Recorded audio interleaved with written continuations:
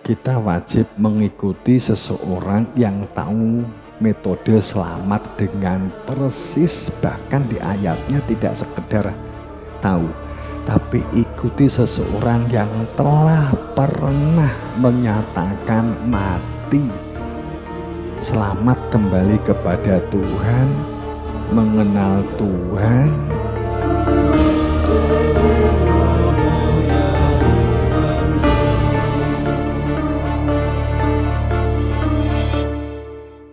Fasabih, mahasucikan Allah. Jadi kamu komunikasi mahasucikan Allah, maka kamu akan komunikasi bermanfaat. Komunikasi terus ngomong karo koncomu rasan-rasan, menjelekkan orang lain dengan temanmu, atau temanmu mengajak kamu itu ngomong yang buruk. Kamu sadar, ini nggak memahasucikan Allah ini. Saya diberi lesan ini tidak untuk mengolok orang lain, kan gitu. Kan gitu. Wa bihamdik. Dan terpujilah memahasucikan diri Tuhan itu, maka maha terpuji Robmu. Jadi fasahbi bihamdi Rob dalam sistem kehidupan akan bertumbuh, Wakum minasajidin, itulah kita disebut orang-orang yang sujud. Itu disebut orang sujud. Yang disebut orang sujud itu begitu. Memfaedah dan memanfaatkan secara fungsi penciptaan sesuai kehendak yang menciptakan. Makanya diberi penjelasan penekanan dari guru kita, wa'bud, kemudian menghambalah, miliki mental menghamba. Menghamba bukan budak ya, menghamba. Kalau kamu tahu paham makna menghamba itu, kamu telah tahu antara wadah dan isi. Kamu tahu antara wadah perilaku syariat, intinya tidak berpecah belah. Nek pecah iki nggak iso dikai air. Kalau gelasnya ini pecah, tidak bisa diisi air. Jika wadah ini nggak bisa diisi air, tidak akan pernah bisa menghilangkan hausmu. Paham ya? Nah, maka syariat intinya tidak berpecah belah, untuk selalu rekat, untuk selalu melekat. Komunikasinya, membacanya, mendengarnya, pengendalian diri. Ini mengendalikan diri loh, ya. Ini titik batas, limitnya tidak bisa mengendalikan diri saat dikasih air. Derajat 100 derajat mungkin masih belum pecah. Dikasih 120 derajat, gelas ini pecah, bentet. Artinya ini tidak bisa mengendalikan dirinya si gelas, dirinya sendiri gelas. Pecah. Daya rekatnya saat di atas 100 derajat, mungkin 120 derajat, apalagi 1000 derajat, lebur kan gitu. Sudah nggak bisa dikendalikan gelas ini. Gelas ini nggak bisa mengendalikan dirinya sendiri. Jadi pengendalian diri, tapi pengendalian diri itu maknanya kehidupan itu kemampuan prioritas. Jamaah rahimakumullah, santriwan santriwati, mahasiswa. Kehidupan itu untuk memiliki, mengidentifikasi sesuatu. Identifikasi itu tahu antara gelas A dan gelas B ini sama persis sama gelasnya, tapi isinya berbeda. Kamu bisa mengidentifikasi ini air putih, ini air teh. Kemudian kamu bisa mengidentifikasi ini tutup, ini gelas, ini tisu, kan gitu. Kebutuhan kamu itu yang mana? penting tisunya atau penting tutupnya atau penting gelasnya atau penting airnya? Mana? Jika kehidupan kamu itu telah mampu mengidentifikasi sehingga kamu bisa memprioritaskan hidupmu, mana yang kamu dahulukan. Saat kita tidak bisa mengetahui dan tidak bisa mengidentifikasi antara A, B, C, D, E, F, G, H, I sampai Z, sehingga tidak bisa membuat prioritas saat kamu memiliki program diri kamu sendiri. Kacau. Sebuah negara di dalam proses pemerintahan, karena kemampuan identifikasinya itu buruk, pasti hasilnya dalam prioritas program juga akan buruk. Itu menjadi tidak efisien dan pasti tidak efektif. Begitu. Jadi kekacauan yang ada, chaos yang ada, anomali sosial, anomali politik yang ada, itu dikarenakan tahu atau tidak tahu, sadar atau tidak sadar, tapi menunjukkan chaos, menunjukkan gejolak, menunjukkan anomali. Berarti ada sesuatu yang salah kalau boleh ekstrim, walaupun bukan mainstream, kalau boleh ekstrim, berpikir radikal, berarti kayaknya seperti memberikan satu gambaran, pimpinan-pimpinan ini tidak memiliki kemampuan identifikasi dan membuat sebuah prioritas. Bangun tole dhisik, apa bangun IKN dhisik, atau bangun pendidikan dulu, atau bangun pertanian ekonomi dulu, atau pertanian dulu, atau bangun mentalnya masyarakat dulu, atau bangun geopolitiknya dulu. Mana yang didahulukan dari sekian permasalahan ini?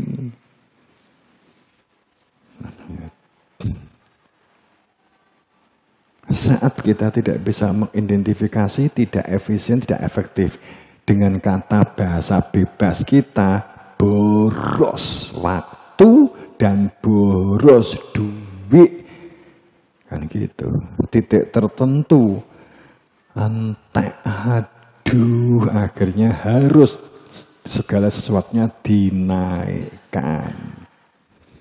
Kemudian bingung golek utangan. Nek kowe salah menerapkan kehidupan bulananmu, sangumu salah mbok terapne, maka kamu harus golek utang. Duwe SPP mbok nggih tuku kerupuk. Ya. Duwe SPP mbok nggih tuku es krim. Kan gitu. Bendino we tuku es krim, akhirnya kowe harus mencari hutang untuk menutup SPP-mu untuk bisa sekolah. Tapi jika kamu tidak membeli es krim, tapi kamu SPP kamu penuhi dulu karena prioritasnya adalah ini, maka kamu tidak akan berhenti, tidak mati. Hanya karena tidak makan es krim. Kan gitu. Kan. Ya. Jadi sebagai contoh begitu. Prioritas. Kemampuan ini yang kita perlukan sebagai sebuah kecerdasan hidup. Kemampuan identifikasi dan kemampuan membuat prioritas. Orang yang tidak bisa mengidentifikasi dan tidak bisa prioritas itu zigzag, hidupnya zigzag. Bingung, arep ngene apa ngene, apa ngene ya, apa ngene ya, apa ngene ya, apa ngene ya, entek mikir itu. Bener? Begitu ya, dengan gitu. Apalagi didukung dengan penilaian dari orang lain. Aku pengen ngene, tapi koncoku ngomongnya pengen ngene, koncoku sing kae pengen ngene, aku kabeh pengen tak turuti kan gitu. Wah, judek nih itu. Bingung nih itu gitu loh. Maka kembali, kenali diri kamu dengan baik. Cara mengenali kamu dengan baik, belajarlah dengan baik. Otakmu itu belajar bukan supaya kamu bisa matematika, fisika. Tidak. Tapi supaya otakmu itu dapat berpikir. Cuman untuk berpikir harus belajar. Tapi jangan berpikir iso apa enggak. Belajarlah. Dari apapun. Oke? Itu fasabih bihamdirob. Jadilah orang-orang yang bersujud.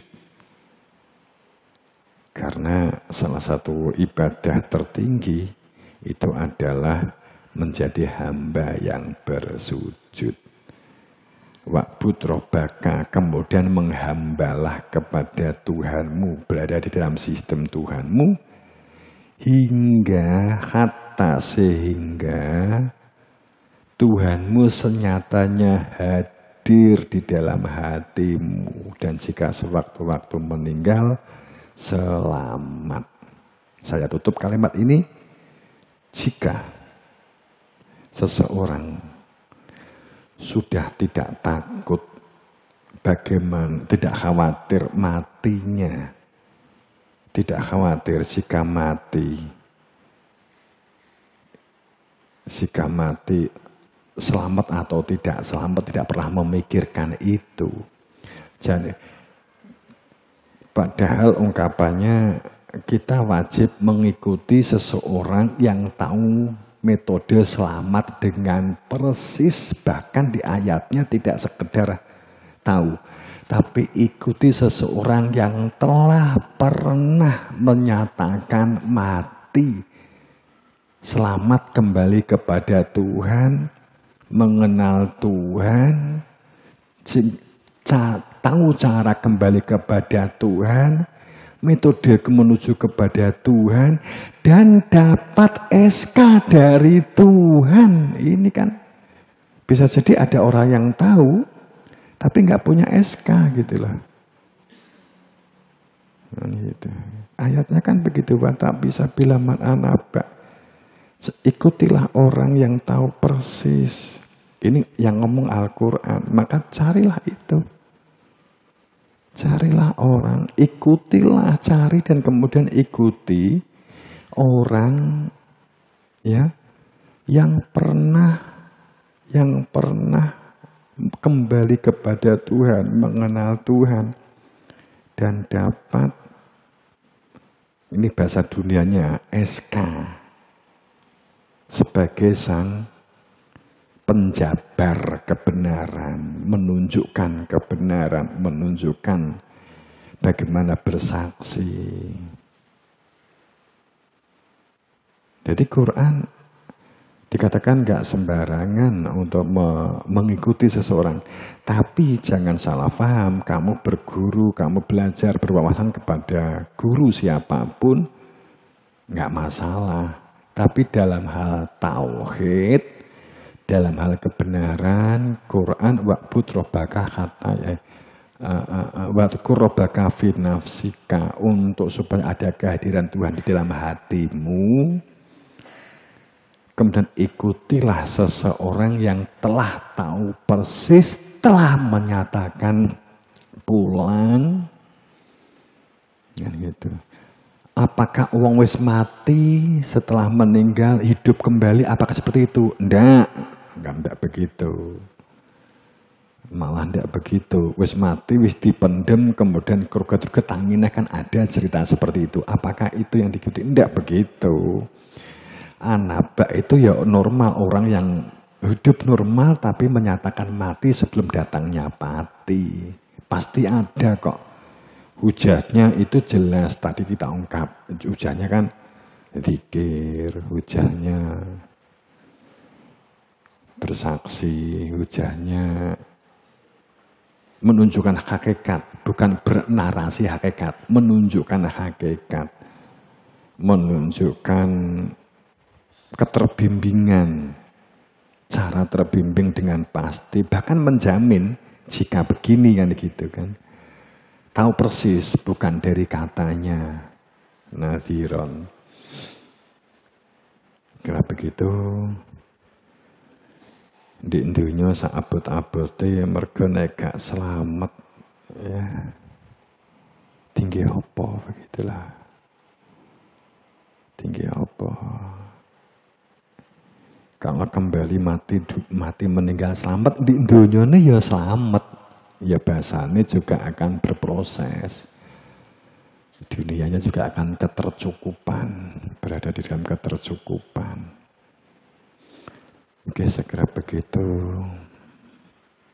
kita menghamba kepada Allah, kita menghamba. Wa'bud, menghambalah, milikilah karakter hamba dengan akhlak, dengan adab. Latihlah karakter hamba, berlatihlah. Kita berlatih demi sebuah keselamatan. Aja dadi wong ngeluh, timbangane ngeluh aja mbok empet terus terang. Gimana ini solusinya? Terus terang supaya terang terus. Ya.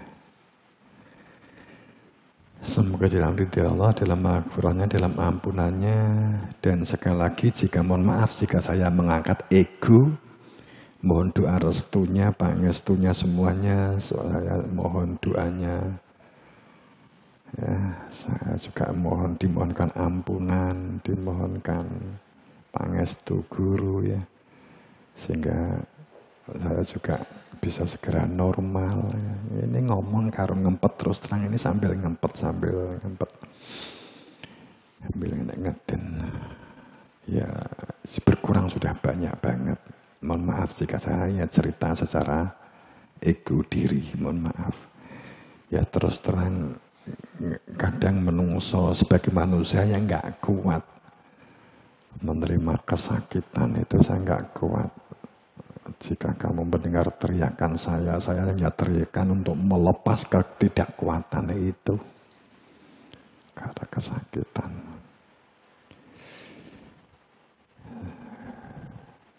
Kemudian kembali kepada kita bersama, kita bangun bebarengan, kebersamaan, kekeluargaan, membangun kehidupan yang harmonis, komunikatif, berlatihlah untuk ini semua.